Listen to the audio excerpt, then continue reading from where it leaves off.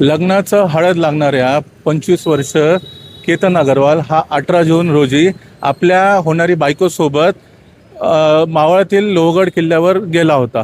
पण त्याचं सेल्फी घेताना त्याचा पाय घसरून तो पडला अशी बातमी पसरली होती. पण जेव्हा पोलिसांनी त्याचं अजून चौकशी केली त्यात माहीत पडलं की त्याचं पाय घसरून न पडता तो त्याचं म्हणजे त्याची हत्या करण्यात आली होती, म्हणजेच मर्डर झाला होता. आपल्यासोबत केतन अग्रवालचे चुलते आहेत, त्यांच्याशी अजून चर्चा करून घ्या. 18 जूनला होणाऱ्या बायकोचा वाढदिवस साजरा करायचा आहे. सरप्राईज पार्टी होणाऱ्या बायकोच्या मित्राने ठेवला आहे. ह्यासाठी तो गेला. पहिल्या दिवशी त्याच्या होणाऱ्या बायकोनं सिया अग्रवालनं त्याला फोन करून बळजबरीनं बोलवलं की माझ्या मित्रांनी पार्टी ठेवली आहे, सरप्राईज देत आहेत आणि तुला येणं गरजेचं आहे. त्याच्या हट्टापोटी तो तिथे गेला. गेल्यानंतर आम्हाला 11:15च्या सुमारास 10:41च्या सुमारास फोन आला की तो किल्ल्यावरनं पाय घसरून पडला आहे. त्यानंतर आम्ही परिवाराचे जेवढे लोक जाऊ शकत होतो, पोचू शकत होतो, ते लोहगड किल्ल्यावर गेले. रेस्क्यू टीम आली.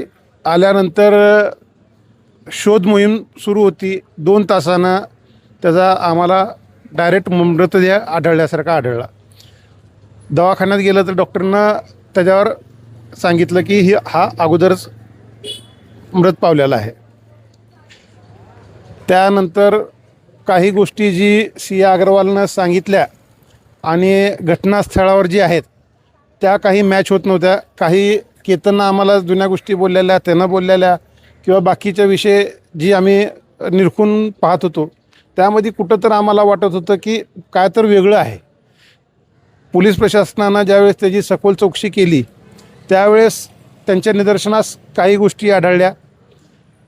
त्यानंतर यंत्रणा फास्ट झाली. डिपार्टमेंटनं ज्या पूर्ण माहिती काढली तर ह्या दोघांचा पूर्वनियोजित कट असून त्याला वाढदिवसाकरता न बोलवता त्याला संपवायच्या हिशोबानं त्यांनी बोलवून घेतलं होतं आणि त्यांनी त्यांच्या प्लॅनला पूर्ण केलं. सर, दोघांमध्ये भांडणं काय वगैरे होतं का? आणि हे दोघं एकमेकांना, सिया आणि केतन, हे एकमेकांना कधी पहिले भेटले होते? काय कसं काय? अरेंज मॅरेज आहे. त्याला बघायला गेलो. बघितल्यानंतर मुलगी पसंत पडली, मुलीला मुलगा पसंत पडला. जसं आपल्या हिंदू धर्मात असतं त्या पद्धतीने त्यांचा साखरपुडा केला उत्साहात.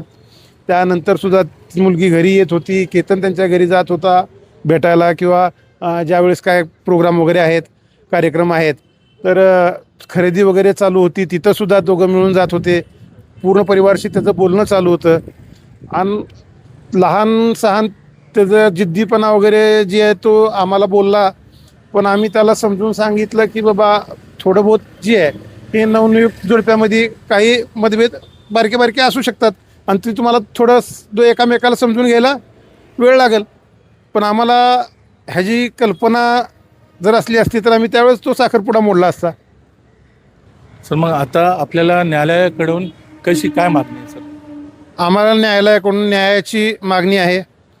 ह्यामध्ये जे जे दोषी असतील त्या सगळ्यांना शिक्षा व्हायला पाहिजे. आणि ही जी 2 मुख्य आरोपी आहेत, सिया अग्रवाल आणि चेतन चौधरी, यांना फाशी शिक्षा व्हायला पाहिजे.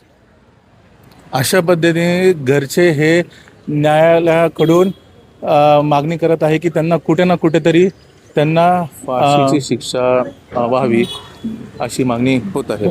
LS मराठीसाठी आकाश खानापुरम, मावळ.